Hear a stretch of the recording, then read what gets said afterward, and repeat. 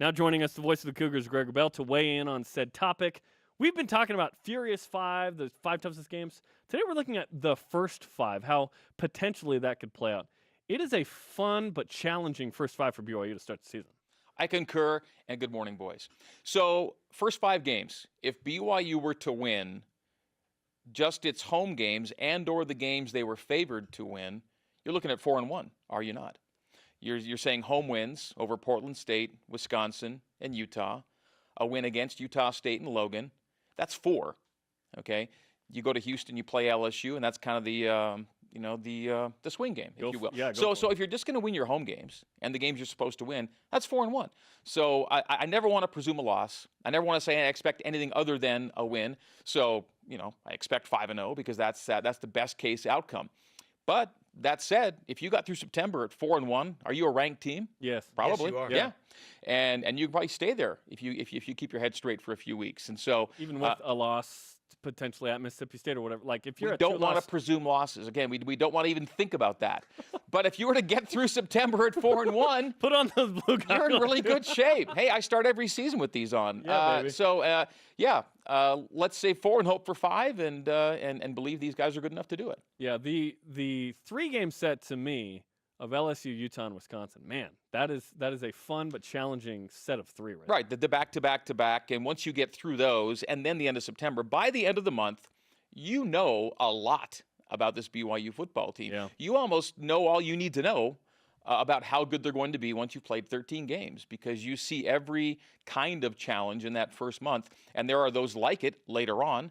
Boise and Mississippi State come to mind, and you never want to take anything for granted in Honolulu. Over the years, that is a scary it really situation. Is. Yeah. Week of Thanksgiving, man. That game does not scare me. It's going to feel like a BYU should roll in that game. Should is a dangerous word. You don't want to, again, you don't want to assume fear at any point, but historically, BYU, I think Ty Detmer went in their back-to-back years, and Hawaii put 50-plus on them both years, and BYU went 0-2 in those games. And that's just an example of what happens sometimes toward the end of the year. And then, of course, we all know what happened in the 12-0 season. They get their 12-0, and they get spanked. So, yeah, I mean, there are only 4 or 5 losses historically in the modern era of BYU football there, but they've been, pretty notable. And so, again, we're talking about game 13 right now, but, we take it 13 at a time. Like the coaches and players take it 1. We take it 13. Yeah. You've heard that before. Just take it 13 games at a time. You'd like to think that after 12 games and Thanksgiving week, you can go and have a relaxing week in the islands. That's not going to be the case. Yeah. Well, we do know that the first game is about a week and a half. In fact, it is exactly a week and a half away from today. 10 days, yeah. Exactly. So with the start of the season coming up in a week and a half and camp winding down, there will be a scrimmage tomorrow at LaVell Edwards Stadium. What questions do you still have about this team? There aren't too many, but I guess one would be, will BYU get to the opener and then to Houston with the main guys all in the places we expect them to be? And I think so far it's been a pretty good camp that way. But, does everybody we expect to be occupying a main role, starter or high 2 deep, end up being available for those first 2 games? And that's always a question you have every year in everyone's camps. That's maybe one to ask for right now, and here's crossing fingers that we're able to answer in the affirmative. And there's Austin Kafensis in what used to be his green jersey. It's not green anymore. It's funny to see a guy catching a pass wearing the green jersey, because normally the green not only that, don't not only that. There aren't too many camps in which a green jersey or the quarterback jersey was in kick return, but that was also the case earlier in camp. Well, I guess Riley Nelson shed the green jersey, and he would wear like a blue jersey on special teams when he would run down, when he was behind Jay Keeps, and he had this kind of internal strife of the chosen one versus the guy that's trying to pay the price. That was a little fun / weird as well. But the green is gone for Austin Kafensis. He's back in his blue jersey and all over the field now. And we're trying to figure out where he fits too. Was quarterback, running back, receiver, defense? Who knows?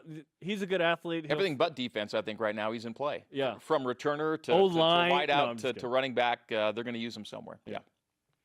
So what has surprised you about camp so far? Anything stand out to you in terms of that?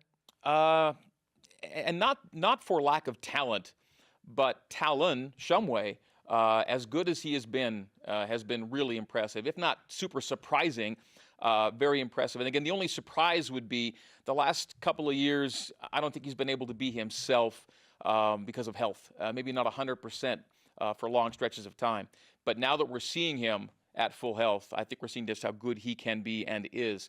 And so, again, only surprising to the extent that we didn't see him at full go. Now that we do, he's been really, really good. There's certain levels of known and unknown. So we start fall camp, and it's like, all right, you've got Micah Simon, Talon Shumway, Leva Hifo we saw a little bit of, Jonah Trinman, and so on. Then there's a guy like Neil Pau, who we brought up.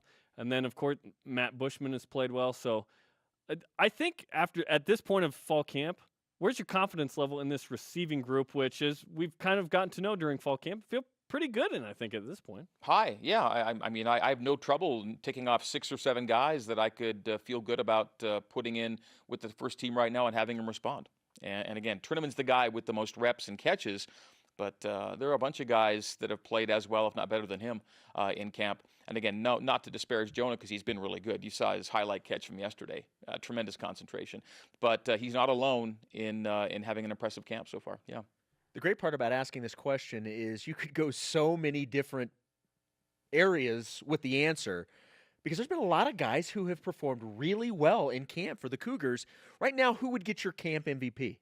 On offense, I'm going to go with Tanner Mangum, and on defense, I'm going to go with Fred Warner. 2 captains, and people might say those are easy answers, but they're legitimate answers, and that's a good thing if those are your MVPs right now. Fred hasn't had to be in every live rep. Like Kalani said, there's not a lot Fred hasn't seen at this point.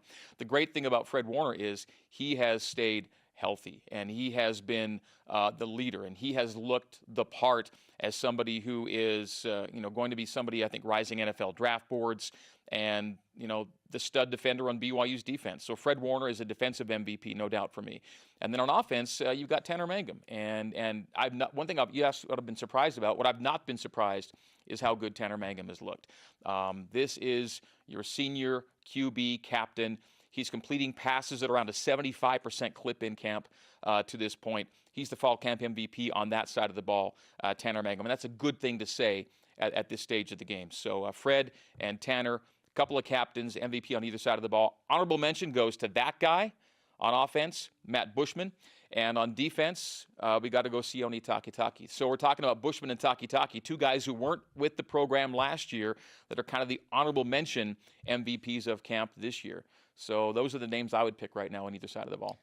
The tight end has been discussed at length, and the question every year is this a return to the tight end?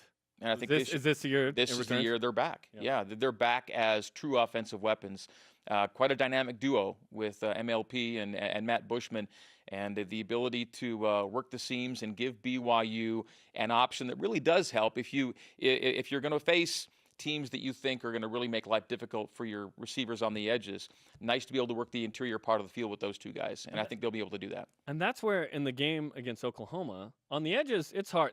Listen, LSU, the last 4 years, produced 3 NFL draft picks on defense. I mean, where you can win in the middle of the field. But how big was Dennis Pitta in that Oklahoma game? Yes, the tight end is a position that BYU can recruit well. That kind of guy physically, like speed, BYU's got speed. Does it go up against LSU at the same level? That typically no, but the tight end can win you a game there. The McKay Jacobson catch wins the Oklahoma game, but I think it's a 4th down play seconds before that in which Max Hall hurries up and goes quick to Dennis Pitta, just 4 or 5 yards downfield immediately to move the chains and keep that drive alive. There's no doubt that with those kinds of guys, you're kind of hearkening back to the the Pitta George type of attack that at least you're able to implement. And again, they've got a long way to be those guys, but that's the sense you get with how good they are and how skilled they are. This is not a novelty question. I ask this in all sincerity. You and I have not talked about this. What have been your impressions of what you've seen from Mo Langi? From day 1 to end of week 1 to end of week 2, he's made great strides. I saw him on that very, very first day, dealing with the blocking sleds and the blocking apparatuses. These were new to him. And it was something that was, again, totally foreign to him. And he, it looked like that was going to be a challenge for him on day 1, just handling some pretty elementary things. And again, day by day, he looks more and more like a football guy. And again, this is a long-term thing. I think we're gonna be talking about Molangi for a number of seasons, and this is the very, very start of this. But I was impressed by how much he progressed in just a few days, and again, bit by bit, for a very big guy. And he will play. He's at least getting in on PAT and PAT block, and then we could see him on the defensive line. So one of the best quotes is from Kalani. You know, when he wants to go, he goes where he wants, and that's kind of it. Yeah. Yeah. That sounds like a poem or something. Yeah, something awesome. Okay, women's soccer plays at Penn State Friday to begin the regular season. You can listen to that 7 Eastern on BYU Radio here. What do you expect in the Cougars opener outside Beaver Stadium there on that pitch? Yeah, just adjacent to the stadium. So last year they went to Penn State. It was an Ashley Hatch hat trick, the Hatch trick, if you will. Ashley helps BYU win 3-2. They're up 2-0 at Penn State. Penn State scored 2, made it interesting, then Ashley scores the game winner in the 78th minute, I think. Boaz gets hurt, right? Right, and that was the game in which Hannah Clark came in and then took the starter's role the rest of the way. So BYU wins at Penn State last year when they were both ranked, I think, top 15. Now this year, somehow, Penn State's not in the coaches poll, but they're ranked number 1 in the top drawer soccer poll, which is, so go figure. Little disparity. Again, tough to justify that. Penn State was missing 5 players who redshirted last year because they were playing for the USA Under-20 World Cup squad. Okay, they had 6 players on the U20 World Cup team, 5 for USA, 1 for Germany. They're all back this year. You don't throw all those back on the team and then not be ranked. This is a ranked team, and again, Top Drawer Soccer has them number 1. So tough challenge. Won there last year. Certainly that will stick in Penn State's craw. BYU's 2-0 all time against Penn State. Great challenge. Win, lose, or draw. It's a great game for BYU. Great RPI game, and we'll get a sense again real early of just BYU's potential. Greg, it's that time. It is that time. What have you brought to us today for a cool thing about Canada? So we all know that Canada's current prime minister is the dashing diplomat, Justin Trudeau. So dreamy. He's a heartthrob. There he is. Now, what some may or may not know is that Justin Trudeau is a second-generation prime minister. His father, Pierre Elliott Trudeau, was Canada's prime minister when I was growing up. So his dad, Pierre, was my prime minister. He was my guy growing up. When I was a wee lad, I wrote to Pierre Trudeau. I wrote a letter to Pierre Elliott Trudeau as a hopeful youngster, full of optimism for our country's future. This is the best photo we could find of him. I wrote a letter to Pierre Elliott Trudeau, and he's looked better than that. Yeah, that's all right. Radio audience. There was another one I wanted to use, but it was. That said, that is Pierre Trudeau. And I got a personalized letter back from the Prime Minister of Canada, Pierre Elliott Trudeau. And whether or not it was a Xerox type signature, it looked original to me.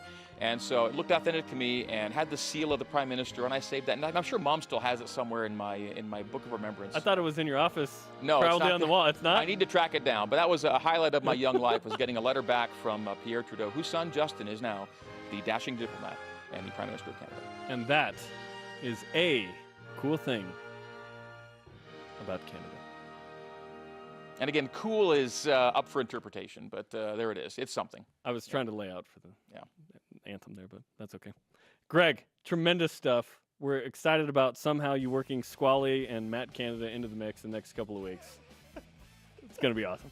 We are going have fun at Penn State. We're going to have a touch of Canada in the press box in Houston because LSU's OC will be in the booth. Matt Canada. You're on the show tonight. Yeah, let's party. Don't be late. 6 p.m. Mountain, 8 p.m. Eastern. Behind the Mic with Greg Wrubell, Sirius XM 143. You'll kick us off tonight. Then Jen Rockwood with the season opener coming up. Then Rob Morris. Be there. Take us to break. Janelle Guilford coming up. Janelle Guilford is coming up. And also, our 10 and 10 looks at the offenses BYU will face this